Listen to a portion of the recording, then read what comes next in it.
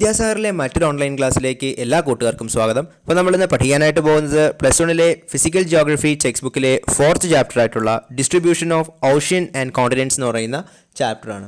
അപ്പോൾ distribution of oceans and continents എന്ന് പറയുന്ന ഈ ഒരു ചാപ്റ്ററിൽ നമ്മൾ പ്രധാനമായിട്ട് കവർ ചെയ്യുന്നത് ഇവല്യൂഷൻ ഓഫ് കോണ്ടിനെൻറ്റ്സ്, അതുപോലെ തന്നെ ഓഷ്യനിലുണ്ടായിരിക്കുന്ന ഇവല്യൂഷൻ. ഇതാണ് നമ്മൾ പ്രധാനമായിട്ട് ഈ ഒരു ചാപ്റ്ററിൽ കവർ ചെയ്യുന്നത്. കുറച്ച് കോൺസെപ്റ്റുവലായിട്ടുള്ള ഒരു ചാപ്റ്ററാണ്. ഇതിന് പലപ്പോഴും ഷോർട്ട് ആൻസറിന് ക്വസ്റ്റ്യൻസ് വന്നിട്ടുണ്ട്. അപ്പോൾ നമുക്ക് ഫസ്റ്റ് പോർഷൻ നോക്കാം. എന്താണ് കോണ്ടിനെൻ്റൽ ഡ്രിഫ്റ്റ് കോൺസെപ്റ്റ് അല്ലെങ്കിൽ കോണ്ടിനെൻ്റൽ ഡ്രിഫ്റ്റ് തിയറി എന്താണ് എന്നുള്ളതാണ് നമ്മുടെ ഒരു ഫസ്റ്റ് പോർഷൻ എന്ന് പറയുന്നത്. അപ്പോൾ കോണ്ടിനെൻ്റൽ ഡ്രിഫ്റ്റ് തിയറിക്ക് അടിസ്ഥാനപരമായിട്ടുള്ള കുറച്ച് ഘടകങ്ങൾ ആദ്യമായിട്ട് കൊണ്ടുവന്നത് അബ്രഹാം ഒർട്ടേലിയസ് എന്ന് പറയുന്ന ഒരു ഡച്ച് മാപ്പ് മേക്കറാണ്. അപ്പോൾ ആരാണ് അദ്ദേഹം? അദ്ദേഹമാണ് എബ്രഹാം ഒർട്ടേലിയസ്. ഈ എബ്രഹാം ഒർട്ടേലിയസ് എന്ന് പറയുന്ന ഒരു ഡച്ച് എന്ന് പറയുമ്പോൾ ഇന്നത്തെ നെതർലൻഡ്സ് ആണ് ഡച്ച് എന്ന പേരിൽ അറിയപ്പെട്ടിരുന്നത്. അപ്പോൾ ഈ എബ്രഹാം ഒർട്ടേലിയസ് എന്ന് പറയുന്ന ഈ ഒരു മാപ്പ് മേക്കർ എന്താണ് ചെയ്തതെന്ന് വെച്ചാൽ 1596 ആയപ്പോഴേക്കും അദ്ദേഹം ഒരു പോസിബിലിറ്റി കണ്ടെത്തി.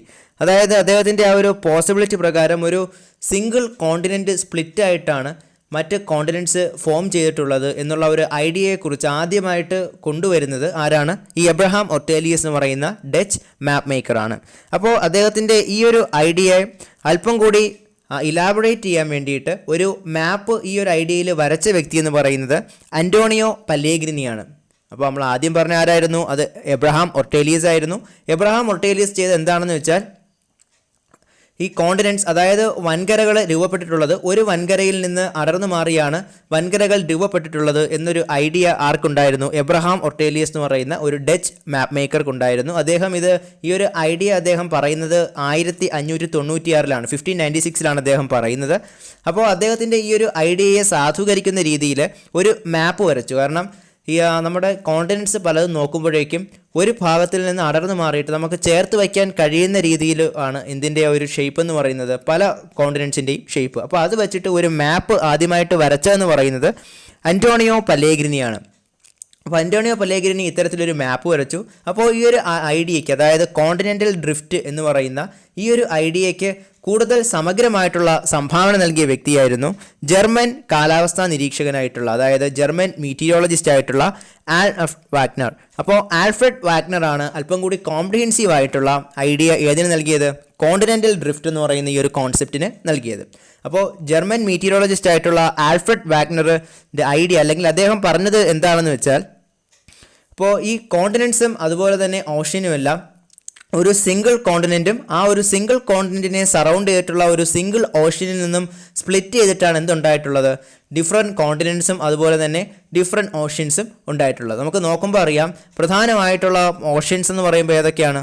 ഇന്ത്യൻ ഓഷൻ ഉണ്ട്, അറ്റ്ലാന്റിക് ഓഷൻ ഉണ്ട്, അതുപോലെ തന്നെ പസഫിക് ഓഷൻ ഉണ്ട്. അപ്പോൾ ഇത്തരത്തിൽ സ്പ്ലിറ്റ് ആയപ്പോൾ കോണ്ടിനെൻറ്റ്സ് സ്പ്ലിറ്റ് ആയതിനു ശേഷമാണ് ഇത്തരത്തിൽ ഡിഫറെൻറ്റ് ഓഷ്യൻസ് ഉണ്ടായി വന്നത്. അതിന് മുൻപ് എങ്ങനെയായിരുന്നു? ഒരു സിംഗിൾ കോണ്ടിനെൻറ്റും ആ ഒരു സിംഗിൾ കോണ്ടിനെൻറ്റിനെ സറൗണ്ട് ചെയ്തിട്ട് അല്ലെങ്കിൽ അതിന് ചുറ്റും എന്തായിരുന്നു? ഒരു സിംഗിൾ ഓഷ്യനുമായിരുന്നു ഉണ്ടായിരുന്നത് എന്നുള്ള ഐഡിയയാണ് ആര് കൊണ്ടുവന്നത്? ജർമ്മൻ മീറ്റിയോറോളജിസ്റ്റ് ആയിട്ടുള്ള ആൽഫ്രഡ് വാഗ്നർ കൊണ്ടുവരുന്നത്. അദ്ദേഹം ഈ ഒരു ഐഡിയ, അതായത് കോണ്ടിനെൻ്റൽ ഡ്രിഫ്റ്റിന് ഈ ഒരു കോംപ്രിഹെൻസീവ് ആയിട്ടുള്ള ഒരു ഐഡിയ അല്ലെങ്കിൽ അതിനൊരു ഇൻഡെക്സ് പ്രൊവൈഡ് ചെയ്യുന്നത് 1912 അതായത് 1912 അദ്ദേഹം ഇത്തരത്തിൽ ഒരു കോംപ്രിഹെൻസീവ് ആയിട്ടുള്ള ഒരു കോൺട്രിബ്യൂഷൻ ഏത് കോൺസെപ്റ്റിന് നൽകിയത്? കോണ്ടിനെൻ്റൽ ഡ്രിഫ്റ്റ് എന്ന് പറയുന്ന ഒരു കോൺസെപ്റ്റ് നൽകിയത്. അപ്പോൾ അദ്ദേഹത്തിൻ്റെ അഭിപ്രായത്തിൽ ഈ ഒറ്റ വൻകര എന്നുള്ള ആ ഒരു ഐഡിയ അദ്ദേഹം വിളിച്ചത് പാൻജിയ എന്നായിരുന്നു. അപ്പോൾ ആ ഒരു ഒറ്റ വൻകരയായിരുന്നു പൂർവ്വകാലത്തുണ്ടായിരുന്നത്. ആ വൻകരയാണ് വിഭജിച്ച് ഇന്ന് കാണുന്ന പോലെ മറ്റ് വൻകരകളായിട്ട് തീർന്നത് എന്നുള്ള ആ ഒരു ആശയത്തിൽ അദ്ദേഹം പറയുന്ന ആ ഒരു മാതൃ വൻകര, അതായത് പൂർവ്വകാലത്തുണ്ടായിരുന്ന ആ ഒരു ഒറ്റ വൻകരയെ അദ്ദേഹം വിളിച്ച പേരെന്താണ്? അതാണ് പാൻജിയ. അപ്പോൾ അദ്ദേഹം പറഞ്ഞ പോലുള്ള ആ ഒരു വൻകരയെ ചുറ്റിയുള്ള അല്ലെങ്കിൽ അതിനെ സറൗണ്ട് ചെയ്തിട്ടുള്ള ആ ഒരു സിംഗിൾ ഓഷ്യൻ അദ്ദേഹം കൊടുത്ത പേരായിരുന്നു പന്തലാസ. അപ്പോൾ പാൻജിയ എന്ന് പറയുന്ന ഒരു സിംഗിൾ കോണ്ടിനെൻറ്റും അതിനെ സറൗണ്ട് ചെയ്തിട്ടുള്ള പന്തലാസ എന്ന് പറയുന്ന ഒരു സിംഗിൾ ഓഷ്യനുമായിരുന്നു ആദ്യകാലങ്ങളിൽ ഉണ്ടായിരുന്നത്. എന്നാൽ 200 ദശലക്ഷം വർഷങ്ങൾക്ക് മുൻപ് എന്ത് സംഭവിക്കുകയാണ് ചെയ്യുന്നത്? ഈ പാൻജിയ എന്ന് പറയുന്ന ആ ഒരു സിംഗിൾ കോണ്ടിനെൻറ്റ് സ്പ്ലിറ്റ് ആവുകയാണ് ചെയ്യുന്നത്. അപ്പോൾ ആൽഫ്രഡ് വാഗ്നറുടെ കോൺസെപ്റ്റ് എന്താണ്? ഒരു സിംഗിൾ കോണ്ടിനെൻറ്റും അതിനെ സറൗണ്ട് ചെയ്തിട്ടുള്ള ഒരു സിംഗിൾ ഓഷ്യനുമായിട്ട് ഉണ്ടായിരുന്നത്. പിൽക്കാലത്ത് ഈ സിംഗിൾ കോണ്ടിനെൻറ്റ് സ്പ്ലിറ്റ് ആയിട്ടാണ് ഇന്ന് കാണുന്ന പോലുള്ള വൻകരകളായി തീർന്നത് എന്നാണ് ആൽഫ്രഡ് വാഗ്നർ പറഞ്ഞത്. അപ്പോൾ അതിനെ സാധൂകരിക്കുന്നതിന് വേണ്ടി അദ്ദേഹം ആ ഒരു സിംഗിൾ കോണ്ടിനെൻറ്റിന് നൽകിയ പേരെന്തായിരുന്നു? അത് പാൻജിയ എന്നായിരുന്നു. ആ സിംഗിൾ കോണ്ടിനെൻറ്റിനെ സറൗണ്ട് ചെയ്തിട്ടുണ്ടായിരുന്ന ആ ഒരു ഓഷ്യൻ അദ്ദേഹം കൊടുത്ത പേരെന്തായിരുന്നു? അത് പന്തലാസ എന്നാണ് അദ്ദേഹം കൊടുത്തത്. അപ്പോൾ 200 ദശലക്ഷം വർഷങ്ങൾക്ക് മുമ്പ്, അതായത് 200 മില്യൺ ഇയേഴ്സ് എഗോ എന്ത് സംഭവിക്കുകയാണ് ചെയ്തത്? ഈ ഒരു സിംഗിൾ കോണ്ടിനെൻ്റ് ആയിട്ടുള്ള പാൻജിയ എന്ത് ചെയ്തു? സ്പ്ലിറ്റ് ആയിട്ട് പോയി. അങ്ങനെ സ്പ്ലിറ്റ് ആയതിനു ശേഷമാണ് പ്രധാനമായിട്ടും 2 ഫോമായിട്ട് മാറുന്നത്. അത് ഏതൊക്കെയാണെന്ന് നോക്കാം. അപ്പോൾ പാൻജിയയെ സറൗണ്ട് ചെയ്ത് പന്തലാസ. ഈ പാൻജിയ എന്ന് പറയുന്ന ആ ഒരു സിംഗിൾ കോണ്ടിനെൻ്റ് 2ആയിട്ട് സ്പ്ലിറ്റ് ആകുന്നു. ആ 2 പോർഷനാണ്, ഒന്ന് ലൗറേഷ്യയും മറ്റൊന്ന് ഗോണ്ട്വാന ലാൻഡും. അപ്പോൾ എന്താണ് നമ്മൾ പറഞ്ഞത്? സിംഗിൾ കോണ്ടിനെൻ്റ് ആയിരുന്നു ആദ്യകാലത്ത്, അതിനെ സറൗണ്ട് ചെയ്തൊരു സിംഗിൾ ഓഷ്യൻ ഉണ്ടായിരുന്നു. ആ ഒരു സിംഗിൾ കോണ്ടിനെൻറ്റിനെ നമ്മൾ പാൻജിയ എന്ന് വിളിച്ചു. ആ ഒരു സിംഗിൾ കോണ്ടിനെൻറ്റിനെ സറൗണ്ട് ചെയ്തിട്ടുള്ള ഒരു സിംഗിൾ ഓഷ്യൻ ഉണ്ടായിരുന്നു, അതിനെ നമ്മൾ പന്തലാസ എന്ന് വിളിച്ചു. അപ്പോൾ ഈ പാൻജിയ 200 മില്യൺ ഇയേഴ്സ് എഗോ, അതായത് 200 ദശലക്ഷം വർഷങ്ങൾക്ക് മുമ്പ് എന്ത് ചെയ്തു? അത് 2ആയിട്ട് സ്പ്ലിറ്റായി. അപ്പോൾ ആ 2ആയിട്ട് സ്പ്ലിറ്റ് ആയതിൽ ഒന്നിനെ നമ്മൾ എന്തെന്ന് വിളിച്ചു? അതിനെ നമ്മൾ ലൗറേഷ്യ എന്ന് വിളിച്ചു. രണ്ടാമത്തേനെ നമ്മൾ എന്തെന്ന് വിളിച്ചു? ഗോണ്ട്വാന ലാൻഡ് എന്ന് വിളിച്ചു. അപ്പോൾ ലൗറേഷ്യ എന്ന് പറയുന്നത് നോർത്തേൺ പോർഷനും ഗോണ്ട്വാന ലാൻഡ് എന്ന് പറയുന്നത് സദേൺ പോർഷനിലുമായിരുന്നു. അപ്പോൾ പാൻജിയ എന്ന് പറയുന്ന ആ ഒരു ഒറ്റ കോണ്ടിനെൻ്റ് നോർത്ത് സൗത്ത് വെച്ച് എന്ത് ചെയ്യുന്നു? സ്പ്ലിറ്റ് ആയിട്ട് പോകുന്നു. നോർത്ത് സൈഡിൽ ആരാണ്? നോർത്ത് സൈഡിൽ ലൗറേഷ്യ. സദേൺ സൈഡിൽ ആരാണ്? സദേൺ സൈഡിൽ ഗോണ്ട്വാന ലാൻഡ്. അപ്പോൾ ഇത്തരത്തിൽ 2ആയിട്ട് സ്പ്ലിറ്റ് ചെയ്ത ഈ ലൗറേഷ്യയും ഗോണ്ട്വാന ലാൻഡിലും പിന്നീട് പിൽക്കാലത്ത് എന്ത് സംഭവിക്കുകയാണ് ചെയ്തത്? വീണ്ടും സ്പ്ലിറ്റ് ഉണ്ടാവുകയും ഇന്ന് കാണുന്ന പോലുള്ള വൻകരകളായി തീരുകയും ചെയ്തു എന്നുള്ള കോൺസെപ്റ്റാണ്. ഏത് കോൺസെപ്റ്റ്? കോണ്ടിനെൻ്റൽ ഡ്രിഫ്റ്റ് എന്ന് പറയുന്ന കോൺസെപ്റ്റ്. അപ്പോൾ കോണ്ടിനെൻ്റൽ ഡ്രിഫ്റ്റ് എന്ന് പറയുന്ന ഒരു കോൺസെപ്റ്റ് എന്താണ്? കോണ്ടിനെൻ്റൽ ഡ്രിഫ്റ്റ് എന്ന് പറയുന്ന ആ ഒരു കോൺസെപ്റ്റിന് ആദ്യകാല ഐഡിയ നൽകിയതെന്ന് പറയുന്നത് ഡച്ച് മാപ്പ് മേക്കർ ആയിട്ടുള്ള എബ്രഹാം ഒർട്ടേലിയസ് ആയിരുന്നു. അദ്ദേഹം പറഞ്ഞത് ഒറ്റ വൻകര സ്പ്ലിറ്റ് ആയിട്ട് ആണ് നമ്മൾ ഇന്ന് കാണുന്ന വൻകരകൾ രൂപപ്പെട്ടിട്ടുണ്ടാവുക എന്നൊരു ഐഡിയ അദ്ദേഹം മുന്നോട്ട് വെച്ചു. അതെന്നായിരുന്നു? 1596 1596 അത്തരത്തിലൊരു ആശയം ആര് കൊണ്ടുവരുന്നത്? എബ്രഹാം ഒർട്ടേലിയസ് കൊണ്ടുവരുന്നത്. അപ്പോൾ എബ്രഹാം ഒർട്ടേലിയസിൻ്റെ ഈ ഒരു ഐഡിയയ്ക്ക് ആവശ്യമായിട്ടുള്ള മാപ്പ് ആദ്യമായിട്ട് വരച്ച വ്യക്തി ആരായിരുന്നു? അത് അന്റോണിയോ പല്ലേഗ്രിനി ആയിരുന്നു. അപ്പോൾ അന്റോണിയോ പല്ലേഗ്രിനി ഇത്തരത്തിലൊരു മാപ്പ് വരച്ചു. അപ്പോൾ ഈ ഒരു കോണ്ടിനെൻ്റൽ ഡ്രിഫ്റ്റ് എന്ന് പറയുന്ന ഐഡിയയ്ക്ക് കോംപ്രഹെൻസീവ് ആയിട്ടുള്ള ഒരു കോൺട്രിബ്യൂഷൻ നൽകിയ വ്യക്തിയാണ് ആരെന്ന് പറയുന്നത്? ആൽഫ്രഡ് വാഗ്നർ എന്ന് പറയുന്ന വ്യക്തി. ഈ ആൽഫ്രഡ് വാഗ്നർ ആരായിരുന്നു? ഒരു ജർമ്മൻ മീറ്റിയോളജിസ്റ്റ് ആയിരുന്ന ആൽഫ്രഡ് വാഗ്നർ 1912 അദ്ദേഹത്തിൻ്റെ കോണ്ടിനെൻ്റൽ ഡ്രിഫ്റ്റ് തിയറിക്ക് ആവശ്യമായിട്ടുള്ള കോൺട്രിബ്യൂഷൻസ് അല്ലെങ്കിൽ അദ്ദേഹത്തിൻ്റെ ഒപ്പീനിയൻ അദ്ദേഹം നൽകി. എന്തായിരുന്നു അദ്ദേഹത്തിൻ്റെ ഒപ്പീനിയൻ എന്ന് വെച്ചാൽ, ഒരു സിംഗിൾ കോണ്ടിനെൻറ്റ് ആൻഡ് സിംഗിൾ കോണ്ടിനെൻറ്റിനെ സറൗണ്ട് ചെയ്തൊരു സിംഗിൾ ഓഷ്യൻ. ആ സിംഗിൾ കോണ്ടിനെൻറ്റിന് അദ്ദേഹം നൽകിയ പേരായിരുന്നു പാൻജിയ. ആ സിംഗിൾ കോണ്ടിനെൻറ്റിനെ സറൗണ്ട് ചെയ്തുള്ള ആ ഒരു സിംഗിൾ ഓഷ്യൻ അദ്ദേഹം കൊടുത്ത പേരെന്തായിരുന്നു? പന്തലാസയായിരുന്നു. അപ്പോൾ ഈ പാൻജിയ 200 മില്യൺ വർഷങ്ങൾക്ക് മുൻപ് എന്ത് സംഭവിക്കുകയാണ് ചെയ്യുന്നത്? 2ആയിട്ട് സ്പ്ലിറ്റ് ആകുന്നു. നോർത്ത് സൈഡും സൗത്ത് സൈഡുമായിട്ട് ആ ഒരു കോണ്ടിനെൻറ്റ് സ്പ്ലിറ്റ് ചെയ്തിട്ട് ഡ്രിഫ്റ്റ് ഉണ്ടാകുന്നു. നോർത്ത് സൈഡിലുള്ള ആ ഒരു കോണ്ടിനെൻ്റൽ പോർഷനെ നമ്മൾ എന്ത് വിളിച്ചു? ലൗറേഷ്യ എന്ന് വിളിച്ചു. സദേൺ പോർഷനിലുള്ള ആ ഒരു കോണ്ടിനെൻ്റൽ പോർഷനെ നമ്മൾ എന്തെന്ന് വിളിച്ചു? ഗോണ്ട്വാന ലാൻഡ് എന്ന് വിളിച്ചു. അപ്പോൾ ഈ ലൗറേഷ്യയും അതുപോലെ തന്നെ ഗോണ്ട്വാന ലാൻഡും പിൽക്കാലത്ത് വീണ്ടും സ്പ്ലിറ്റ് ആവുകയും അങ്ങനെയാണ് നമ്മൾ ഇന്ന് കാണുന്ന രീതിയിൽ വൻകരകൾ രൂപപ്പെട്ടിട്ടുള്ളത് എന്നുള്ള ഐഡിയയാണ് നമ്മൾ എന്തെന്ന് പറയുന്നത്? കോണ്ടിനെൻ്റൽ ഡ്രിഫ്റ്റ് തിയറി എന്ന് പറയുന്നത്. അപ്പോൾ ഈ കോണ്ടിനെൻ്റൽ ഡ്രിഫ്റ്റ് തിയറിക്ക് ആവശ്യമായിട്ടുള്ള പ്രധാനപ്പെട്ട എവിഡൻസസ് ഏതൊക്കെയാണ് എന്നാണ് നമുക്കിനി നോക്കാനായിട്ടുള്ളത്. ഇപ്പോൾ തിയറി നമ്മൾ ഓൾറെഡി നോക്കിക്കഴിഞ്ഞു. ഇതിനാവശ്യമായിട്ടുള്ള തെളിവുകൾ നമുക്ക് എവിടെ നിന്നൊക്കെ കാണാം എന്നാണ് നമ്മൾ ഇനി പരിശോധിക്കാനായിട്ട് പോകുന്നത്. അതായത് evidences in support of continental drift theory. ഇത് പലപ്പോഴും എക്സാമിന് ചോദിച്ചിട്ടുള്ള ക്വസ്റ്റ്യൻ ആണ്. ഈ കോണ്ടിനെൻ്റൽ ഡ്രിഫ്റ്റ് തിയറി കംപ്ലീറ്റ് ആയിട്ട് എസ്സേക്ക് ചോദിച്ചിട്ടുണ്ട്. അതോടൊപ്പം അത് കൂടാതെ തന്നെ പലപ്പോഴും ഷോർട്ട് ആൻസറിന് ചോദിച്ചിട്ടുള്ളൊരു ക്വസ്റ്റ്യൻ ആണ് കോണ്ടിനെൻ്റൽ ഡ്രിഫ്റ്റിനെ സപ്പോർട്ട് ചെയ്യുന്ന എവിഡൻസസ് ഏതൊക്കെയാണ് എന്നുള്ള ഈ ഒരു ക്വസ്റ്റ്യൻ. വളരെ ഇമ്പോർട്ടൻ്റ് ആയിട്ടുള്ള ഒരു ക്വസ്റ്റ്യൻ ആണ്. പ്രധാനമായിട്ടുള്ള എവിഡൻസസ് ഏതൊക്കെയാണെന്ന് നോക്കിയാൽ ഫസ്റ്റ് വൺ എന്ന് പറയുന്നത് matching of continents or jigsaw fit. ഇപ്പോൾ ജിക്സോ ഫിറ്റ് അഥവാ മാച്ചിങ് ഓഫ് കോണ്ടിനെൻറ്റ്സ് എന്ന് പറയുന്നത് ഒരു എവിഡൻസ് ആയിട്ട് നമുക്ക് പറയാം. അതോടൊപ്പം തന്നെ മറ്റൊരു എവിഡൻസ് ആണ് rocks of same age across oceans. അതായത് ഓഷ്യന് കുറുകെയുള്ള റോക്സിന് സെയിം പ്രായമാണ്. അത് നമുക്ക് ഒരു എവിഡൻസ് ആയിട്ട് പറയാം. അതോടൊപ്പം തന്നെ ടില്ലൈറ്റ് എന്ന് പറയുന്നത് ഗ്ലേഷ്യറിൻ്റെ ഡെപ്പോസിഷൻ മൂലം ഉണ്ടാകുന്ന ഒരു സെഡിമെൻ്ററി റോക്ക് ടൈപ്പ് ആണ്. ഇപ്പോൾ ടില്ലൈറ്റ് നമുക്ക് ഒരു എവിഡൻസ് ആയിട്ട് പറയാം. അതോടൊപ്പം തന്നെ പ്ലേസർ ഡെപ്പോസിറ്റ്, അത് പല മിനറൽസിൻ്റെയും പ്ലേസർ ഡെപ്പോസിറ്റ് എന്ന് പറയുന്നത് അതിൻ്റെ എവിഡൻസിനെ കാണിക്കുന്ന കുറച്ച് മിനറൽസിൻ്റെ ഒരു ഫോർമേഷനാണ് എന്ന് പറയുന്നത് പ്ലേസർ ഡെപ്പോസിറ്റ് എന്ന് പറയുന്നത്. ഈ പ്ലേസർ ഡെപ്പോസിറ്റും നമുക്ക് കോണ്ടിനെൻ്റൽ ഡ്രിഫ്റ്റ് തിയറിയുടെ ഒരു എവിഡൻസ് ആയിട്ട് കണക്കാക്കുവാനായിട്ട് സാധിക്കും. അതോടൊപ്പം തന്നെ നമുക്ക് പറയാവുന്ന മറ്റൊരു ഇമ്പോർട്ടൻ്റ് ആയിട്ടുള്ള ഒരു എവിഡൻസ് ആണ് ഡിസ്ട്രിബ്യൂഷൻ ഓഫ് ഫോസിൽസ്. അപ്പോൾ നമുക്ക് പ്രധാനമായിട്ട് പറയാവുന്ന എവിഡൻസസ് ഏതൊക്കെയാണ്? ഫസ്റ്റ് വൺ എന്ന് പറയുന്നത് matching of continents or jigs of it. Second one എന്ന് പറയുന്നത് rocks of same age across ocean. Third one എന്ന് പറയുന്നത് ടില്ലൈറ്റ്. ഫോർത്ത് വൺ എന്ന് പറയുന്നത് പ്ലേസർ ഡെപ്പോസിറ്റ്. ഫിഫ്ത്ത് വൺ എന്ന് പറയുന്നത് എന്തായിരുന്നു? Distribution of fossils. ഇനി ഓരോ എവിഡൻസും ഏതാണെന്ന് നമുക്ക് നോക്കാം. ഫസ്റ്റ് വൺ എന്ന് പറയുന്നത് matching of continents or jigs of it. അപ്പോൾ മാച്ചിങ് ഓഫ് കോണ്ടിനെന്റ്സ്, അതായത് കോണ്ടിനെന്റ്സ് തമ്മിൽ ഒരു മാച്ച് ഉണ്ട്. ഇതാണ് ആരും പറഞ്ഞത്? അബ്രഹാം ഒട്ടേലിയസും അതോടൊപ്പം തന്നെ അന്റോണിയോ പലേഗ്രിനിയും പറഞ്ഞ അതേ ഒരു സാധനം തന്നെയാണ് നമ്മുടെ ആ ഒരു ഫസ്റ്റ് എവിഡൻസ് എന്ന് പറയുന്നത്.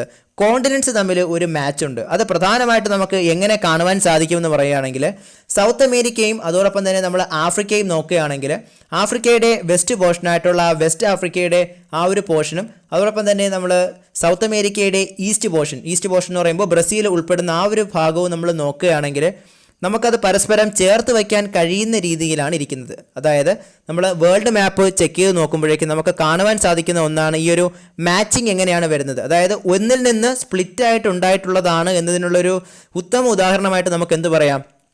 ഈ വെസ്റ്റ് ആഫ്രിക്കയുടെ പോർഷനും അതോടൊപ്പം തന്നെ സൗത്ത് അമേരിക്കയുടെ ആ ഒരു ഈസ്റ്റേൺ പോർഷൻ, ബ്രസീൽ ഉൾപ്പെടുന്ന ആ ഒരു ഈസ്റ്റേൺ പോർഷനും തമ്മിൽ ഒരു മാച്ചിങ് ഉണ്ട് എന്ന് നമുക്ക് പറയുവാനായിട്ട് സാധിക്കും. അപ്പോൾ ഈ ഒരു മാച്ചിങ് കൂടുതലായിട്ട് വെളിപ്പെട്ടതെന്ന് പറയുന്നത് ബുള്ളാർഡ് എന്ന് പറയുന്ന ഒരു കമ്പ്യൂട്ടർ പ്രോഗ്രാമിൻ്റെ ഒരു എഞ്ചിനീയറാണ്. അദ്ദേഹം 1964 ഇത്തരത്തിലെ ഒരു മാപ്പ് പ്രൊഡ്യൂസ് ചെയ്തു. അപ്പോൾ മാപ്പ് അദ്ദേഹം പ്രൊഡ്യൂസ് ചെയ്തപ്പോഴാണ് ഇത്തരത്തിലുള്ള ഒരു റിമാർക്കബിൾ ആയിട്ടുള്ള ഒരു മാച്ചിങ് ഓഫ് കോണ്ടിനെന്റ്സിനെ പറ്റി നമ്മൾ തിരിച്ചറിയുന്നത്. കാരണം നമ്മൾ നോർമലി ഡ്രോ ചെയ്യുന്നതിനേക്കാൾ നമ്മൾ കമ്പ്യൂട്ടർ പ്രോഗ്രാം വഴി മാപ്പ് ക്രിയേറ്റ് ചെയ്യുമ്പോൾ കുറച്ചും കൂടി അത് ഒരു ഒറിജിനലായിട്ട് തോന്നും. അതായത് അല്പം കൂടി ആക്യുറേറ്റ് ആയിട്ട് നമുക്ക് എന്ത് മനസ്സിലാക്കുവാനായിട്ട് സാധിക്കുന്നുണ്ട്? ഈ കോണ്ടിനെന്റ്സിൻ്റെ ഈ ഒരു മാച്ചിങ് നമുക്ക് മനസ്സിലാക്കുവാനായിട്ട് സാധിക്കുന്നുണ്ട്. അപ്പോൾ അതിനുവേണ്ടി നമ്മളെ സഹായിച്ച ഒരു വ്യക്തിയുടെ പേരെന്താണ്? ബുള്ളാർഡ് എന്നാണ് ആ വ്യക്തിയുടെ പേര്. അപ്പോൾ ബുള്ളാർഡ് 1964 ഇത്തരത്തിൽ ഒരു കമ്പ്യൂട്ടർ പ്രോഗ്രാമിലൂടെ അദ്ദേഹം ഒരു മാപ്പ് പ്രൊഡ്യൂസ് ചെയ്തു. അപ്പോൾ അതിലൂടെ നമുക്ക് എന്ത് മനസ്സിലാക്കുവാനായിട്ട് സാധിക്കുന്നുണ്ടെന്നാണ് പറയുന്നത്? ഈ മാച്ചിങ് ഓഫ് കോണ്ടിനെന്റ്സ് അഥവാ ആ കോൺസെപ്റ്റിന് മറ്റൊരു പേരുണ്ട്. എന്തായിരുന്നു? ജിഗ്സ് ഓഫ് ഇറ്റ് എന്നാണ് അതിനെ പറയുന്നത്. നമുക്കത് പ്രധാനമായിട്ട് മനസ്സിലാക്കുവാൻ സാധിക്കുന്ന ഒന്നാണ് വെസ്റ്റേൺ ഷോർട്സ് ഓഫ് ആഫ്രിക്കയും അതുപോലെ തന്നെ ഈസ്റ്റേൺ ഷോർട്സ് ഓഫ് സൗത്ത് അമേരിക്കയും തമ്മിലുള്ള ഒരു റിമാർക്കബിൾ ആയിട്ടുള്ള ഒരു മാച്ചിങ് എന്ന് പറയുന്നത്. ഇനി നമുക്ക് നോക്കാനുള്ള സെക്കൻഡ് എവിഡൻ്റ് ആണ് എന്ന് പറയുന്നത് rocks of same age across the ocean. അതായത് ഓഷ്യന് കുറുകെയുള്ള റോക്സിലൊക്കെ എന്താണ്? ഒരേ പ്രായമുള്ള റോക്സ് ആണ്. അപ്പോൾ നമ്മൾ പാറ അല്ലെങ്കിൽ റോക്സിൻ്റെ ആ ഒരു ഏജ് നമ്മൾ കണക്കാക്കുന്നത് അല്ലെങ്കിൽ നമുക്ക് മനസ്സിലാക്കുവാൻ സഹായിക്കുന്ന പ്രക്രിയയാണ് റേഡിയോമെട്രിക് ഡേറ്റിംഗ് എന്ന് പറയുന്ന ആ ഒരു പ്രോസസ്സ് അല്ലെങ്കിൽ ആ ഒരു മെത്തേഡ്. അപ്പോൾ റോക്സിൻ്റെ ഏജ് നമുക്ക് ഏതിലൂടെ മനസ്സിലാക്കുവാനായിട്ട് സാധിക്കും? റേഡിയോമെട്രിക് ഡേറ്റിംഗ് മെത്തേഡിലൂടെ നമുക്ക് എന്തറിയാനായിട്ട് സാധിക്കും? റോക്സിൻ്റെ ആ ഒരു കാലപ്പഴക്കം അല്ലെങ്കിൽ അതിൻ്റെ ഒരു ഏജ് നമുക്ക് മനസ്സിലാക്കുവാനായിട്ട് സാധിക്കും. അതിൻ്റെ പേരെന്താണ്? Radiometric dating method. അപ്പോൾ ഈ റേഡിയോമെട്രിക് ഡേറ്റിംഗ് മെത്തേഡിലൂടെ നമുക്ക് മനസ്സിലാക്കുവാൻ സാധിക്കുന്ന ആ ഒരു പ്രായം അല്ലെങ്കിൽ റോക്സിൻ്റെ ഏജ് എന്ന് പറയുന്നത് വാസ്റ്റായിട്ടുള്ള ഓഷ്യന് കുറുകെയുള്ള കോണ്ടിനെൻസിലെ റോക്സിന് സെയിം ഏജ് ആണ്. അപ്പോൾ അതാണ് ഇപ്പോൾ 2000 മില്യൺ വർഷങ്ങൾക്ക് മുൻപുള്ള ആ ഒരു റോക്കിൻ്റെ ആ ഒരു ഏജ് കോണ്ടിനെൻസിലെല്ലാം, അതായത് ഓഷ്യന് കുറുകെയുള്ള കോണ്ടിനെൻസിലൊക്കെ സെയിം ആയിട്ട് കാണുവാനായിട്ട് സാധിക്കും. നമ്മൾ നേരത്തെ പറഞ്ഞ ആ ഒരു ആഫ്രിക്ക സൗത്ത് അമേരിക്കയിൽ പ്രത്യേകിച്ച് ഈ ഒരു സെയിം ഏജിലുള്ള റോക്സിൻ്റെ എക്സിസ്റ്റൻസ് നമ്മൾ കണ്ടെത്തിയിട്ടുണ്ട്. അതിന് നമ്മളെ സഹായിച്ച ആ പ്രോസസ്സിൻ്റെ പേരെന്താണ്? റേഡിയോമെട്രിക് ഡേറ്റിംഗ് മെത്തേഡാണ്. ഏതിന് നമ്മൾ യൂസ് ചെയ്യുന്നത്? നമ്മുടെ ഈ റോക്കിൻ്റെ ആ ഒരു കാലപ്പഴക്കം അല്ലെങ്കിൽ ഏജ് ഡിറ്റർമൈൻ ചെയ്യുന്നതിന് വേണ്ടിയിട്ട് യൂസ് ചെയ്യുന്നത്. അപ്പോൾ അത് പ്രകാരം നമുക്ക് എന്ത് മനസ്സിലാക്കുവാനായിട്ട് സാധിച്ചു? ഓഷ്യന് കുറുകെയുള്ള കോണ്ടിനെൻസിലെ റോക്സിനൊക്കെയുള്ള ഏജ് എന്ന് പറയുന്നത് എന്താണ്? സെയിം ഏജ് ആണ്. പ്രധാനമായിട്ട് നമുക്ക് ഏതൊക്കെ കോണ്ടിനെൻറ്റ്സ് ഇവിടെ നമുക്ക് സൈറ്റ് ചെയ്ത് പറയാം? സൗത്ത് അമേരിക്ക, അതോടൊപ്പം തന്നെ ആഫ്രിക്ക. അപ്പോൾ അവിടുത്തെ ആ ഒരു റോക്കിനെന്ന് പറയുന്നത് 2000 മില്യൺ വർഷം പഴക്കമുള്ള റോക്സാണ് ഈ രണ്ട് കോണ്ടിനെൻറ്റിലെയും, പ്രത്യേകിച്ചും വെസ്റ്റേൺ ആഫ്രിക്കൻ പോർഷനും അതോടൊപ്പം തന്നെ ഈസ്റ്റേൺ സൗത്ത് അമേരിക്കൻ പോർഷനിൽ നിന്ന് നമുക്ക് കാണുവാനായിട്ട് സാധിച്ചത്. ഇതൊരു ജുറാസിക് ഏജിന് ഉള്ള പഴക്കമുള്ള റോക്സ് ഒക്കെ എവിടെ നമുക്ക് കാണുവാനായിട്ട് സാധിച്ചിട്ടുണ്ട്? ഈ രണ്ട് കോണ്ടിനെൻസിലും നമുക്ക് കാണുവാനായിട്ട് അല്ലെങ്കിൽ ഈ രണ്ട് വൻകരകളിലും നമുക്ക് കാണുവാനായിട്ട് സാധിച്ചിട്ടുണ്ട്. അത് നമുക്കൊരു വ്യക്തമായിട്ടുള്ള ഒരു എവിഡൻ്റ് ആണെന്ന് പറയാനായിട്ട് സാധിക്കും. ഇനി നമുക്ക് അടുത്തതായിട്ട് നോക്കാനുള്ള ഒരു എവിഡൻസ് ആണ് ടില്ലൈറ്റ്. ഇപ്പോൾ ടില്ലൈറ്റ് എന്ന് പറയുന്നത് ഗ്ലേഷ്യറിൻ്റെ ആ ഒരു ഡെപ്പോസിഷനിലൂടെ ഉണ്ടാകുന്ന സെഡിമെൻ്ററി റോക്സ് ആണ്. ഇപ്പോൾ ടില്ലൈറ്റ് എന്താണ്? ഗ്ലേഷ്യർ നമുക്കറിയാം, ഹിമാദ്രി. അപ്പോൾ ഗ്ലേഷ്യറിൻ്റെ ഒരു ഡെപ്പോസിഷനിലൂടെ ഉണ്ടായി വരുന്ന സെഡിമെൻ്ററി റോക്കാണ് എന്തെന്ന് പറയുന്നത്? ടില്ലൈറ്റ് എന്ന് പറയുന്നത്. നമ്മൾ നേരത്തെ ആ ഒരു ആൽഫ്രഡ് വെഗ്നറുടെ ആ ഒരു കോൺസെപ്റ്റ് പറഞ്ഞു 200 ദശലക്ഷം വർഷങ്ങൾക്ക് മുമ്പ് പാൻജിയയെ രണ്ടായിട്ട് സ്പ്ലിറ്റ് ചെയ്തു. ഏതൊക്കെയായിരുന്നു? ഒന്ന് ലൗറേഷ്യ, മറ്റൊന്ന് ഗോണ്ട്വാന ലാൻഡ്. അപ്പോൾ ഈ ഗോണ്ട്വാന ലാൻഡിലെ ഭാഗമായിട്ടുള്ള ഇന്ത്യയിൽ വന്നിട്ടുണ്ട്. അപ്പോൾ ഗോണ്ട്വാന ലാൻഡ് സ്പ്ലിറ്റ് ആയിട്ട് എവിടേക്കാണ് പോയത്? സദേൺ ഹെമിസ്ഫിയറിലോട്ട് പോയിട്ടുണ്ട്. അപ്പോൾ അതിൽ നമ്മുടെ ഇന്ത്യയിലുള്ള ആ ഒരു പോർഷൻ, ഗോണ്ട്വാന ലാൻഡിൻ്റെ ആ ഒരു പോർഷനിൽ കാണുന്ന ടില്ലൈറ്റ്സിന് മറ്റ് സദേൺ ഹെമിസ്ഫിയറിൽ, അതായത് ദക്ഷിണ ധ്രുവത്തിലുള്ള 6 പ്രദേശങ്ങളിൽ കാണുന്ന ടില്ലൈറ്റ്സുമായിട്ട് സെയിം ആയിട്ടുള്ള ക്യാരക്ടേഴ്സാണ്, അല്ലെങ്കിൽ ആ ഒരു സെയിം കൗണ്ടർ പാർട്സ് ആണ് നമുക്ക് പറയുവാനായിട്ട് സാധിക്കും. ഒന്നുകൂടെ പറയാം, ടില്ലൈറ്റ് എന്ന് പറയുന്നത് എന്താണ്? ടില്ലൈറ്റ് എന്ന് പറയുന്നത് ഗ്ലേഷ്യറിൻ്റെ ഡെപ്പോസിഷനിലൂടെ ഉണ്ടാകുന്ന സെഡിമെൻ്ററി റോക്സ് ആണ്. അപ്പോൾ ആൽഫ്രഡ് വെഗ്നറുടെ കോൺസെപ്റ്റ് പ്രകാരമുള്ള ഗോണ്ട്വാന ലാൻഡിൻ്റെ ഭാഗമായിട്ടുള്ള നമ്മുടെ ഇന്ത്യയിലെ ഗ്ലേഷ്യേഴ്സ്, അല്ലെങ്കിൽ അതിലെയുള്ള ഈ ടില്ലൈറ്റ്സ് എന്ന് പറയുന്നതിന് സദേൺ ഹെമിസ്ഫിയറിലുള്ള 6 പ്രദേശങ്ങളിലെ ടില്ലൈറ്റ്സുമായിട്ട് എന്തുണ്ട്? ആ ഒരു സിമിലർ ക്യാരക്ടറാണ് ഷെയർ ചെയ്യുന്നത്. അല്ലെങ്കിൽ ആ ഇന്ത്യയിൽ കാണപ്പെടുന്ന ടില്ലൈറ്റ്സിൻ്റെ 6 കൗണ്ടർ പാർട്സ് നമുക്ക് എവിടെ കാണുവാനായിട്ട് സാധിക്കും? ഈ സദേൺ ഹെമിസ്ഫിയറിൽ കാണുവാനായിട്ട് സാധിക്കും. അത് പ്രധാനമായിട്ട് എവിടെയൊക്കെയാണെന്ന് നോക്കുകയാണെങ്കിൽ നമുക്ക് ഓസ്ട്രേലിയയിലുള്ള ടില്ലൈറ്റ്സിൽ ഇത് കാണുവാൻ സാധിക്കും. അതോടൊപ്പം തന്നെ അന്റാർട്ടിക്കയിലുള്ള ടില്ലൈറ്റ്സിൽ നമുക്ക് ഈ ഒരു ക്യാരക്ടർ കാണുവാനായിട്ട് സാധിക്കും. അതോടൊപ്പം തന്നെ മഡഗാസ്കറിൽ നമുക്കിത് കാണുവാനായിട്ട് സാധിക്കും. ഫാക്ലാൻഡ് ഐലൻഡ്സിൽ നമുക്കിത് കാണുവാനായിട്ട് സാധിക്കും. അതോടൊപ്പം തന്നെ ആഫ്രിക്കയിൽ നമുക്കിത് കാണുവാനായിട്ട് സാധിക്കും. അപ്പോൾ പ്രധാനമായിട്ട് നമുക്ക് ഇത് എവിടെയൊക്കെ കാണുവാനായിട്ട് സാധിക്കും? ഇന്ത്യയിലെ ആ ഒരു ടില്ലൈറ്റ്സിന് ഉള്ള കൗണ്ടർ പാർട്സ് നമുക്ക് സദേൺ ഹെമിസ്ഫിയറിലുള്ള എവിടെയൊക്കെ കാണാം? പ്രധാനമായിട്ട് നമുക്ക് Australia, Antarctica, Africa, Falkland islands, അതുപോലൊപ്പം തന്നെ മഡഗാസ്കറിലൊക്കെ ഈ ഒരു ടില്ലൈറ്റിൻ്റെ സെയിം ക്യാരക്ടർ, അതായത് ഇന്ത്യയിൽ കാണപ്പെടുന്ന ടില്ലൈറ്റ്സിൻ്റെ സെയിം ക്യാരക്ടറുള്ള ടില്ലൈറ്റ്സ് ആണ് നമ്മൾ എവിടെ കാണുന്നത്? ഈ പറയുന്ന പ്രദേശങ്ങളിലെല്ലാം കണ്ടെത്തിയിട്ടുള്ളത്. അപ്പോൾ ഈ ഒരു ഗ്ലേഷ്യൽ ടില്ലൈറ്റ് എന്ന് പറയുന്നതും നമുക്ക് എന്തിൻ്റെ ഒരു തെളിവായിട്ട് പറയുവാനായിട്ട് സാധിക്കും?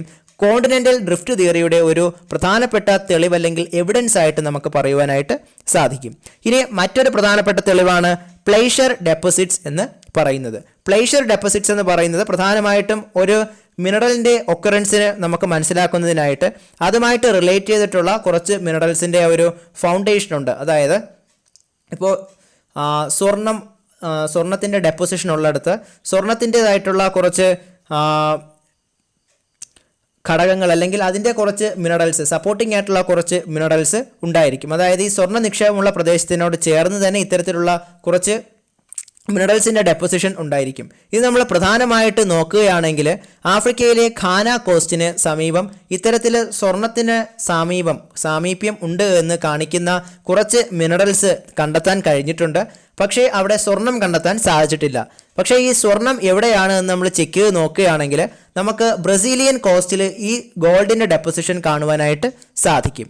അതായത് നമ്മൾ പറഞ്ഞത് പ്ലേസർ ഡെപ്പോസിറ്റിനെ പറ്റിയാണ്. പ്ലേസർ ഡെപ്പോസിറ്റ് എന്ന് പറയുമ്പോൾ ഒരു മിനറലിൻ്റെ ഒക്കറൻസുമായിട്ട് റിലേറ്റ് ചെയ്ത് കുറച്ച് സപ്പോർട്ടിംഗ് മിനറൽസ് നമുക്ക് കാണുവാനായിട്ട് സാധിക്കും. ഇത്തരത്തിൽ നമ്മൾ നോക്കുമ്പോഴേക്കും നമ്മുടെ ആഫ്രിക്കയിൽ, അതായത് വെസ്റ്റ് ആഫ്രിക്കൻ പോർഷനായിട്ടുള്ള ഖാനാൻ കോസ്റ്റ്, ഇപ്പോൾ ഖാന എന്ന് പറയുന്ന രാജ്യത്തിൻ്റെ ആ ഒരു കോസ്റ്റൽ റീജിയനിൽ നമുക്ക് എന്ത് കാണാനായിട്ട് സാധിക്കും? ഗോൾഡിൻ്റെ പ്രസൻസുമായിട്ട് അസോസിയേറ്റ് ചെയ്ത് വരുന്ന കുറച്ച് പ്ലേസർ ഡെപ്പോസിറ്റ്സ് കാണുവാനായിട്ട് സാധിക്കും. പക്ഷേ നമുക്ക് അവിടെ എന്ത് കാണാൻ സാധിക്കുന്നില്ല? ഗോൾഡിൻ്റെ ഡെപ്പോസിഷൻ എവിടെയില്ല? ഖാനയിലില്ല. പക്ഷേ ആ ഒരു ഗോൾഡ് നമുക്ക് എവിടെ കണ്ടെത്തുവാനായിട്ട് സാധിക്കും? സൗത്ത് അമേരിക്കയുടെ ഈസ്റ്റേൺ കോസ്റ്റൽ ഏരിയയിലായിട്ടുള്ള ബ്രസീലുമായിട്ട് അസോസിയേറ്റ് ചെയ്ത് വരുന്ന കോസ്റ്റൽ റീജിയനിൽ നമുക്കിത് കാണുവാനായിട്ട് സാധിക്കും. അപ്പോൾ അതിൽ നിന്ന് നമുക്ക് എന്ത് മനസ്സിലാക്കാം?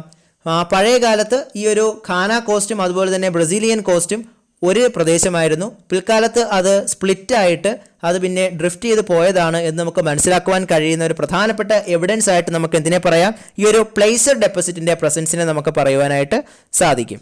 ഇനി നമുക്ക് പറയുവാനായിട്ടുള്ള മറ്റൊരു പ്രധാനപ്പെട്ട എവിഡൻസ് ആണ് ഡിസ്ട്രിബ്യൂഷൻ ഓഫ് ഫോസിൽസ്. ഇപ്പോൾ ഫോസിൽസ് എന്ന് പറയുമ്പോൾ നമുക്കറിയാം സസ്യങ്ങളുടെയും അതുപോലെ തന്നെ ജീവജാലങ്ങളുടെയും എല്ലുകൾ കുറേ നാൾ ഭൂമിക്കടിയിലായിട്ട് അത് രൂപാന്തരം പ്രാപിച്ചാണ് എന്തായി മാറുന്നത്? ഫോസിൽസ് ആയിട്ട് മാറുന്നത്. അപ്പോൾ ഈ ഒരു ഫോസിൽ എന്ന് പറയുന്നതും നമുക്ക് എന്തിൻ്റെ ഒരു എവിഡൻസ് ആയിട്ട് പറയാം? കോണ്ടിനെൻ്റൽ ഡ്രിഫ്റ്റ് തിയറിയുടെ ഒരു എവിഡൻസ് ആയിട്ട് പറയാം. അത് എങ്ങനെയാണെന്ന് നോക്കുകയാണെങ്കിൽ ഈ ഒരു പൂർവ്വകാലത്ത് ജീവിച്ചിരുന്ന പല ജീവജാലങ്ങളും പിൽക്കാലത്ത് എന്ത് ചെയ്യപ്പെട്ടു? എക്സ്റ്റിങ്ക്റ്റ് ചെയ്യപ്പെട്ടു. അതായത് വംശനാശം നേരിടേണ്ടി വന്നിട്ടുണ്ട്. അത്തരത്തിലുള്ള ഒരു പ്രധാനപ്പെട്ട ജീവിയാണ് മെസോസൗറസ് എന്ന് പറയുന്ന ഒരു ഉരകവർഗത്തിൽപ്പെട്ട ഒരു ജീവി. അപ്പോൾ ഈ മെസോസൗറസ് എന്ന് പറയുന്ന ഈ ഒരു സ്മോൾ റെപ്റ്റൈൽ പ്രധാനമായിട്ട് കാണപ്പെടുന്നത് ഷാലോ ബ്രാക്കിഷ് വാട്ടറിലാണ്. അപ്പോൾ ഷാലോ ആയിട്ടുള്ള, അതായത് വളരെ ആഴം ഇല്ലാത്ത ഷാലോ ആയിട്ടുള്ള ബ്രാക്കിഷ് വാട്ടറിൽ ജീവിച്ചിരുന്ന മെസോസൗറസ് എന്ന് പറയുന്ന ഒരു ഉരകജീവി, അതായത് ഒരു സ്മോൾ റെപ്റ്റൈലിൻ്റെ ഫോസിൽ നമുക്ക് വിവിധ പ്രദേശങ്ങളിൽ കാണുവാനായിട്ട് സാധിച്ചിട്ടുണ്ട്. അത് ഏതൊക്കെ പ്രദേശങ്ങളാണെന്ന് നമ്മൾ നോക്കുകയാണെങ്കിൽ സൗത്ത് ആഫ്രിക്കയിലെ സദേൺ കേപ്പ് പ്രോവിൻസിലും അതോടൊപ്പം തന്നെ ബ്രസീലിലെ ഐറവർ ഫോർമേഷനിലും നമുക്ക് എന്ത് കാണുവാനായിട്ട് സാധിച്ചിട്ടുണ്ട്? ഈ മെസോസൗറസ് എന്ന് പറയുന്ന ഈ ഒരു സ്മോൾ റെപ്റ്റൈലിൻ്റെ ഫോസിൽ കാണുവാനായിട്ട് സാധിച്ചിട്ടുണ്ട്. അപ്പോൾ ഒരേ പ്രദേശത്ത് താമസിച്ചിരുന്ന ആയിരിക്കും ഈ ജീവികൾ. കാരണം പഴയ കാലത്ത് ഒറ്റ കോണ്ടിനെൻ്റ് ആയിരുന്ന ആ ഒരു സമയത്ത് ഉണ്ടായിരുന്ന ജീവികൾ എന്ത് ചെയ്തു? പിൽക്കാലത്ത് അതിന് വംശനാശം സംഭവിച്ചു. അത്തരത്തിലുള്ള ഒരു ജീവിയാണ് നമ്മളിപ്പോൾ പറഞ്ഞ പോലുള്ള ഈ ഒരു മെസോറസ് എന്ന് പറയുന്ന ഈ ഒരു സ്മോൾ റെപ്റ്റൈൽ. ഈ സ്മോൾ റെപ്റ്റൈൽ താമസിച്ചിരുന്നത് എങ്ങനെയുള്ള പ്രദേശങ്ങളിലായിരുന്നു? ഷാളോ ആയിട്ടുള്ള ബ്രാക്കിഷ് വാട്ടറിലായിരുന്നു ഇവ താമസിച്ചിരുന്നത്. അപ്പോൾ ഇത്തരത്തിലുള്ള ഈ ജീവികൾ, അതായത് മെസോറസ് പോലുള്ള പല ജീവികളും ഈ ഒരു സ്പ്ലിറ്റ് ഉണ്ടായ സമയത്തേക്ക് എങ്ങോട്ടേക്ക് പോയി? ഈ സ്പ്ലിറ്റ് സംഭവിച്ചതിന് ശേഷം ഈ രണ്ട് ഭാഗത്തേക്ക് പോയി. അപ്പോൾ അതിൽ നമ്മൾ പിൽക്കാലത്ത് ഇത്തരത്തിൽ നമ്മൾ ടെസ്റ്റുകൾ നടത്തിയപ്പോൾ നമുക്ക് ഈ മെസോറസ് എന്ന് പറയുന്ന ഈ ഒരു റെപ്റ്റൈലിൻ്റെ ഫോസിൽ എവിടെ നിന്നൊക്കെ കണ്ടെത്താനായിട്ട് സാധിച്ചിട്ടുണ്ട്? സൗത്ത് അമേരിക്കയിലെ ബ്രസീലിലെ ഐറവർ ഫോർമേഷനിൽ നമുക്ക് എന്തിനെ കാണുവാൻ സാധിച്ചു? ഈ മെസോറസിൻ്റെ ഫോസിൽസ് കണ്ടെത്തുവാൻ സാധിച്ചു. എന്നാൽ ഇതേ മെസോറസിൻ്റെ ഫോസിൽ തന്നെ നമുക്ക് എവിടെയും കാണുവാനായിട്ട് സാധിച്ചിട്ടുണ്ട്? സൗത്ത് ആഫ്രിക്കയിലെ സദേൺ കേപ്പ് പ്രോവിൻസ്, അവിടെയും നമുക്ക് എന്ത് കാണുവാനായിട്ട് സാധിച്ചു? ഈ മെസോറസിൻ്റെ ഫോസിൽ നമുക്ക് കാണുവാനായിട്ട് സാധിച്ചു. അതായത് ഒരേ കാലഘട്ടത്തിൽ ഒരേ പ്രദേശത്ത് ജീവിച്ചിരുന്ന ജീവിയാണ് ഏതെന്ന് പറയുന്നത് ഈ മെസോറസ് എന്ന് പറയുന്നത്. അത് നമ്മൾ പറഞ്ഞത് ഇത് എവിടെ മാത്രമേ താമസിക്കുകയുള്ളൂ? ഷാളോ ആയിട്ടുള്ള ബ്രാക്കിഷ് വാട്ടർ ഏരിയയിൽ മാത്രമേ ആര് താമസിക്കുകയുള്ളൂ? ഈ സ്മോൾ റെപ്റ്റൈൽ ആയിട്ടുള്ള ഈ മെസോറസ് താമസിക്കുകയുള്ളൂ. അപ്പോൾ ഇതിൻ്റെ ഫോസിൽ കിട്ടുക എന്ന് പറയുമ്പോഴേക്കും ഇത് പൂർവ്വകാലത്ത് ഒരേ പ്രദേശത്ത്, അതായത് ഇത് സ്പ്ലിറ്റ് ആവുന്നതിന് മുൻപ് ഒരു പ്രദേശത്ത് ജീവിച്ചിരിക്കുകയും എന്നാൽ സ്പ്ലിറ്റ് ആയതിനു ശേഷം സ്പ്ലിറ്റ് ആയതിനു ശേഷമുള്ള ഈ ഭാഗങ്ങളിലേക്ക് എന്തായി പോവുകയും ചെയ്തു? ഇതിൻ്റെ ഫോസിൽസ് ഡെപ്പോസിഷൻ സംഭവിക്കുകയും ചെയ്തു എന്ന് നമുക്ക് മനസ്സിലാക്കുവാനായിട്ട് സാധിക്കും. അപ്പോൾ നമ്മൾ പ്രധാനമായിട്ട് ഏതൊക്കെ എവിഡൻസസ് ആണ് കോണ്ടിനെൻ്റൽ ഡ്രിഫ്റ്റ് തിയറിക്ക് പറഞ്ഞത്? പ്രധാനമായിട്ട് നമ്മൾ പറഞ്ഞ എവിഡൻസസ് എന്ന് പറയുന്നത് ഒന്ന് മാച്ചിങ് ഓഫ് കോണ്ടിനെൻറ്റ്സ് അഥവാ ജിക്സോ ഫിറ്റ് പറഞ്ഞു. അതിൽ നമ്മൾ എന്താണ് പറഞ്ഞത്? അതിൽ നമ്മൾ പറഞ്ഞത് കോണ്ടിനെൻറ്റ്സ് തമ്മിൽ ഒരു ചേർച്ചയുണ്ട്. അത് പ്രധാനമായിട്ട് നമുക്ക് മനസ്സിലാക്കുവാൻ സാധിക്കുന്ന ഒന്നാണ്. വെസ്റ്റ് ആഫ്രിക്കയും അതുപോലെ തന്നെ സൗത്ത് അമേരിക്കയുടെ ഈസ്റ്റേൺ പോർഷനും വളരെയധികം മാച്ചിങ് ആയിട്ടുള്ള പോർഷൻസ് ആണ്. അപ്പോൾ അത് നമുക്ക് മനസ്സിലാക്കുവാനായിട്ട് സാധിക്കുന്ന കോണ്ടിനെൻ്റൽ ഡ്രിഫ്റ്റിനെ തെളിവ് നമുക്ക് പറയുവാനായിട്ട് സാധിക്കുന്ന ഒരു തെളിവാണ് ഏതെന്ന് പറയുന്നത് ഈ ഒരു മാച്ചിങ് ഓഫ് കോണ്ടിനെൻറ്റ്സ് അഥവാ ജിക്സോ ഫിറ്റ് എന്ന് പറയുന്നത്. സെക്കൻഡ് വൺ എന്ന് പറയുന്നത് rocks of same age across the Ocean ആയിരുന്നു. അതായത് ഓഷ്യന് കുറുകെയുള്ള റോക്സിലൊക്കെ സെയിം പ്രായമായിരുന്നു. അത് നമ്മളത് എങ്ങനെയാണ് മനസ്സിലാക്കിയത് എന്ന് നോക്കിയപ്പോൾ നമ്മളവിടെ ഒരു പ്രോസസ്സ് അല്ലെങ്കിൽ ഒരു മെത്തേഡിൻ്റെ പേര് പറഞ്ഞു. അത് ഏതായിരുന്നു? അതായിരുന്നു റേഡിയോമെട്രിക് ഡേറ്റിംഗ് മെത്തേഡ്. ഈ റേഡിയോമെട്രിക് ഡേറ്റിംഗ് മെത്തേഡ് പ്രകാരം ഓഷ്യന് കുറുകെയുള്ള പ്രദേശങ്ങളിൽ ഉള്ള റോക്സിൽ സെയിം ഏജ് ആയിരുന്നു. നമ്മൾ നോക്കിയപ്പോൾ ജുറാസിക് ഏജിലൊക്കെ ഉള്ള റോക്സ് നമുക്ക് ആഫ്രിക്കയിൽ നിന്നും അതുപോലെ തന്നെ സൗത്ത് അമേരിക്കയിലെ ബ്രസീലിൽ നിന്നുമൊക്കെ കണ്ടെത്തുവാനായിട്ട് സാധിച്ചു. അതായത് 2000 ദശലക്ഷം വർഷങ്ങൾക്ക് അവിടെ നിന്ന് ഈ ഒരു റേഡിയോമെട്രിക് ഡേറ്റിംഗ് മെത്തേഡ് പ്രകാരം കണ്ടെത്തുവാനായിട്ട് കഴിഞ്ഞു എന്ന് പറഞ്ഞു. അപ്പോൾ ഇതൊരു പ്രദേശമായിരുന്നത് പിൽക്കാലത്ത് സ്പ്ലിറ്റായിട്ട് പല പ്രദേശമായി മാറിയതാണ് എന്നതിനെ സാധൂകരിക്കുന്ന ഒരു തെളിവായിട്ട് നമുക്ക് എന്തിനെ കാണാം? ഈ rocks of same age across the ഓഷനെ കാണാം എന്ന് പറഞ്ഞു. പിന്നെ നമ്മൾ പറഞ്ഞത് ടില്ലൈറ്റ് ആയിരുന്നു.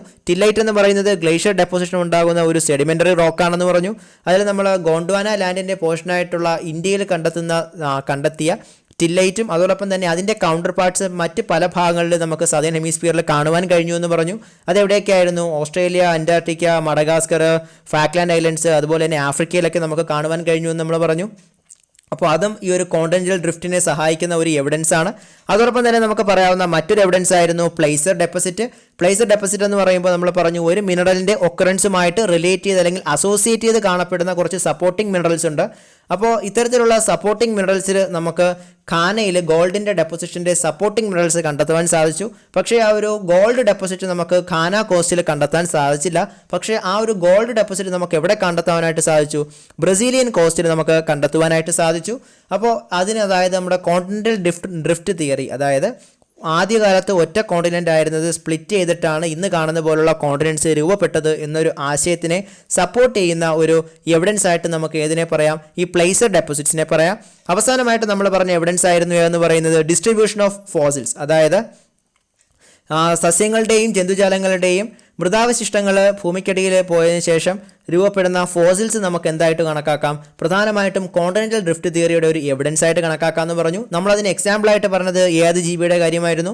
മെസൗറസ് എന്ന് പറയുന്ന ഒരു സ്മോൾ റെപ്റ്റൈലിൻ്റെ കാര്യമായിരുന്നു. അത് എവിടെയാണ് താമസിക്കുന്നതെന്ന് പറഞ്ഞു. അത് ഷാലോ ആയിട്ടുള്ള ബ്രാക്കിഷ് വാട്ടറിൽ താമസിക്കുന്ന ഒരു സ്മോൾ റെപ്റ്റൈലാണ്. ഇതിൻ്റെ ഫോസിൽസ് നമുക്ക് ബ്രസീലിലെ ഐഡവർ ഫോർമേഷനിലും അതോടൊപ്പം തന്നെ സൗത്ത് ആഫ്രിക്കയിലെ സദേൺ കേപ്പ് പ്രോവിൻസിലും കണ്ടെത്തുവാനായിട്ട് സാധിച്ചു എന്ന് പറഞ്ഞു. അപ്പോൾ പൂർവ്വകാലത്ത് ഒരു പ്രദേശത്ത് താമസിച്ചിരുന്നതാണ് ഈ മെസൗറസ് എന്ന് പറഞ്ഞ ജീവജാലം. അപ്പോൾ കോണ്ടിനെന്റൽ ഡ്രിഫ്റ്റ് പ്രകാരം, അതായത് കോണ്ടിനെൻസിലെ സ്പ്ലിറ്റ് ആയതിനു ശേഷമാണ് ഇത്തരത്തിൽ ഇതിൻ്റെ ഫോസിൽസ് 2 കോണ്ടിനെൻറ്റിലേക്കായിട്ട് മാറിയത്, അല്ലെങ്കിൽ മറ്റ് കോണ്ടിനെൻസിലേക്ക് സ്പ്രെഡ് ആയത് എന്നാണ് നമ്മൾ മനസ്സിലാക്കുന്നത്. അപ്പോൾ ഇതാണ് നമ്മൾ പ്രധാനമായിട്ട് പറഞ്ഞ കോണ്ടിനെന്റൽ ഡ്രിഫ്റ്റ് തിയറിയുടെ പ്രധാനപ്പെട്ട എവിഡൻസസ് എന്ന് പറയുന്നത്. ഇനി നമുക്ക് അടുത്തതായിട്ട് നോക്കാനുള്ളത് ഫോഴ്സ് ഫോർ ഡ്രിഫ്റ്റിംഗ്, അതായത് ഇത്തരത്തിൽ കോണ്ടിനെൻസ് സ്പ്ലിറ്റായി പോകുന്നതിനുള്ള പ്രധാനപ്പെട്ട കാരണം എന്താണ് എന്നുള്ളതാണ് ഒരു പ്രധാനപ്പെട്ട ചോദ്യം. കാരണം മുകളിൽ നമ്മൾ പറഞ്ഞ ഒരു കോണ്ടിനെന്റൽ ഡ്രിഫ്റ്റിൻ്റെ ഒരു കോൺസെപ്റ്റിൽ പറഞ്ഞത് എന്താണ്?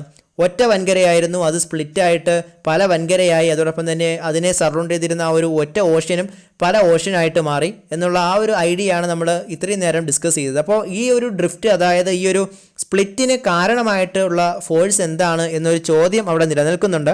ആ ഒരു ചോദ്യത്തിനുള്ള ഉത്തരം ആൽഫ്രഡ് വാഗ്നർ നൽകിയിട്ടുണ്ട്. അദ്ദേഹം പറയുന്നത് പ്രധാനമായിട്ടും 2 ഫോഴ്സസ് ആണ് ഇത്തരത്തിൽ കോണ്ടിനെന്റൽ ഡ്രിഫ്റ്റ് തിയറി പ്രകാരം സ്പ്ലിറ്റിന് കാരണമായിട്ടുള്ളത് എന്നാണ് അദ്ദേഹം പറയുന്നത്. അതിൽ പ്രധാനമായിട്ട് അദ്ദേഹം പറയുന്ന ഫോഴ്സസ് എന്ന് പറയുന്നത് ഒന്ന് ടൈഡൽ ഫോഴ്സും മറ്റൊന്ന് പോൾ ഫ്ലീയിങ് ഫോഴ്സുമാണ്. ഇപ്പോൾ ഏതൊക്കെയാണ്? ഒന്ന് ടൈഡൽ ഫോഴ്സ് ഉണ്ട്, അതോടൊപ്പം തന്നെ പോൾ ഫ്ലീയിങ് ഫോഴ്സും ഉണ്ട്. അപ്പോൾ ആൽഫ്രഡ് വാഗ്നറുടെ അഭിപ്രായ പ്രകാരം ടൈഡൽ ഫോഴ്സ്, അതായത് സണ്ണിൻ്റെയും മൂണിൻ്റെയും അട്രാക്ഷൻ, ഭൂമിയിലേക്ക് വരുന്ന അതിൻ്റെ ആ ഒരു അട്രാക്ഷൻ്റെ ഫലമായിട്ടുണ്ടാകുന്നതാണ് ടൈഡൽ ഫോഴ്സ് എന്ന് പറയുന്നത്. അപ്പോൾ ഈ ഒരു ടൈഡൽ ഫോഴ്സും അതോടൊപ്പം തന്നെ പോൾ ഫ്ലീയിങ് ഫോഴ്സ് എന്ന് പറയുന്നത് എർത്തിൻ്റെ റൊട്ടേഷൻ്റെ ഫലമായിട്ടുണ്ടാകുന്ന ഒരു ഫോഴ്സാണ് എന്ന് പറയുന്നത് പോൾ ഫ്ലീയിങ് ഫോഴ്സ് എന്ന് പറയുന്നത്. അപ്പോൾ ഈ പോൾ ഫ്ലീയിങ് ഫോഴ്സും അതോടൊപ്പം തന്നെ ടൈഡൽ ഫോഴ്സുമാണ് ഇത്തരത്തിലുള്ള കോണ്ടിനെൻസിലെ ഒരു ഡ്രിഫ്റ്റ് അല്ലെങ്കിൽ ഒരു സ്പ്ലിറ്റ് ഉണ്ടാകുന്നതിനുള്ള പ്രധാനപ്പെട്ട കാരണം എന്നാണ് ആര് പറയുന്നത്? ആൽഫ്രഡ് വാഗ്നർ പറയുന്നത്. പക്ഷേ പല സ്കോളേഴ്സ്, അതായത് പല പണ്ഡിതന്മാരും പറയുന്നത് ആൽഫ്രഡ് വാഗ്നറിൻ്റെ ഈ ഒരു അസംഷൻ എന്ന് പറയുന്നത് മിസ്റ്റേക്കനാണ് എന്ന് പറയുന്നുണ്ട്. കാരണം ടൈഡൽ ഫോഴ്സും അതുപോലെ തന്നെ പോൾ ഫ്ലീയിങ് ഫോഴ്സും കോണ്ടിനെന്റൽ ഡ്രിഫ്റ്റിന് കാരണമായിട്ടുള്ള ഫോഴ്സസ് ആകാൻ സാധ്യതയില്ല എന്നാണ് അദ്ദേഹം പറയുന്നത്. കാരണം എങ്കിൽ പിൽക്കാലത്ത് ഇത്തരത്തിലുള്ള സ്പ്ലിറ്റുകൾക്ക് സംഭവിക്കേണ്ടതല്ലേ? കാരണം ഈ ഫോഴ്സുകൾ അന്നത്തെ കാലത്തിലെ പോലെ തന്നെ ഇന്നത്തെ കാലത്ത് നിലനിൽക്കുന്നുണ്ട്. അപ്പോൾ മിക്ക സ്കോളേഴ്സും പറയുന്നത് അദ്ദേഹത്തിൻ്റെ ഈ 2 അസംഷൻ, അതായത് പോൾ ഫ്ലീയിങ് ഫോഴ്സും അതോടൊപ്പം തന്നെ ടൈഡൽ ഫോഴ്സുമാണ് കോണ്ടിനെന്റൽ ഡ്രിഫ്റ്റിന് കാരണക്കാരായിട്ടുള്ള ഫോഴ്സസ് എന്ന് പറയുന്ന ആ ഒരു ഒപ്പീനിയൻ എന്ന് പറയുന്നത് കറക്റ്റ് അല്ല, അല്ലെങ്കിൽ ഇനാഡിക്വേറ്റ് ആയിട്ടുള്ള ഒരു അസംഷനാണ് അത് എന്നാണ് പറയുന്നത്. അപ്പോൾ ഇന്നത്തെ ക്ലാസ്സിൽ നമ്മൾ പ്രധാനമായിട്ട് ഡിസ്കസ് ചെയ്ത കാര്യങ്ങൾ എന്തൊക്കെയായിരുന്നു? നമ്മൾ പറഞ്ഞത് കോണ്ടിനെന്റിൻ്റെ ഫോർമേഷൻ, അതുപോലെ തന്നെ ഓഷ്യൻസിൻ്റെ ഫോർമേഷനിലുള്ള കോൺസെപ്റ്റിലെ ഫസ്റ്റ് കോൺസെപ്റ്റ് ആയിട്ടുള്ള കോണ്ടിനെന്റൽ ഡ്രിഫ്റ്റ് എന്ന് പറയുന്ന കോൺസെപ്റ്റാണ്. അത് ആരൊക്കെയാണ് കൊണ്ടുവന്നത്? അതിൽ പ്രധാനപ്പെട്ട ക്യാരക്ടേഴ്സ് എന്തൊക്കെയാണ്, അല്ലെങ്കിൽ ആ ഇവല്യൂഷൻ്റെ പാത്ത് എങ്ങനെയാണ് എന്ന് നമ്മളൊന്ന് അനലൈസ് ചെയ്തു. അതിനുശേഷം നമ്മൾ പറഞ്ഞത് ഈ ഒരു കോണ്ടിനെന്റൽ ഡ്രിഫ്റ്റ് തിയറിയെ സപ്പോർട്ട് ചെയ്യുന്ന എവിഡൻസസ് ഏതൊക്കെയാണ് എന്നാണ് നമ്മൾ നോക്കിയത്. അതിനുശേഷം ഈ ഒരു ഫോഴ്സിന് കാരണമായിട്ടുള്ള പ്രധാനമായിട്ടുള്ള കാരണങ്ങൾ അല്ലെങ്കിൽ ഫോഴ്സസ് ഏതൊക്കെയാണ്, അതായത് ഡ്രിഫ്റ്റിന് കാരണമായിട്ടുള്ള ഫോഴ്സസ് ഏതൊക്കെയാണ് എന്ന് നമ്മൾ നോക്കി. അപ്പോൾ നമ്മൾ പറഞ്ഞു വെഗ്നറുടെ അഭിപ്രായ പ്രകാരം ഏതൊക്കെയായിരുന്നു? പോളാർ ഫ്ലീയിങ് ഫോഴ്സും ടൈഡൽ ഫോഴ്സുമാണ്. പക്ഷേ സ്കോളേഴ്സ് ഇത് എന്ത് ചെയ്യുന്നുണ്ട്? ഇതിനെ ഡിനൈ ചെയ്യുന്നുണ്ട് എന്ന് നമ്മൾ പറഞ്ഞു. അപ്പോൾ നമ്മൾ ഇന്ന് പഠിച്ച ഈ ഒരു 4th ചാപ്റ്റർ ആയിട്ടുള്ള distribution of oceans and continents എന്ന് പറയുന്ന ചാപ്റ്ററിൽ എന്തെങ്കിലും സംശയം ഉണ്ടെങ്കിൽ ദയവായിട്ടത് കമൻറ്റ് സെക്ഷനിൽ കമൻറ്റായിട്ട് രേഖപ്പെടുത്തുക. അതോടൊപ്പം തന്നെ കൂടുതൽ ഓൺലൈൻ ക്ലാസ് ലഭ്യമാകുന്നതിനായിട്ട് വിദ്യാസാറിൻ്റെ യൂട്യൂബ് ചാനൽ ഒന്ന് സബ്സ്ക്രൈബ് ചെയ്യുക. അതോടൊപ്പം തന്നെ ആ ബെല്ലൈക്കൺ കൂടി ഒന്ന് എനേബിൾ ചെയ്യാനായിട്ട് ശ്രമിക്കുക.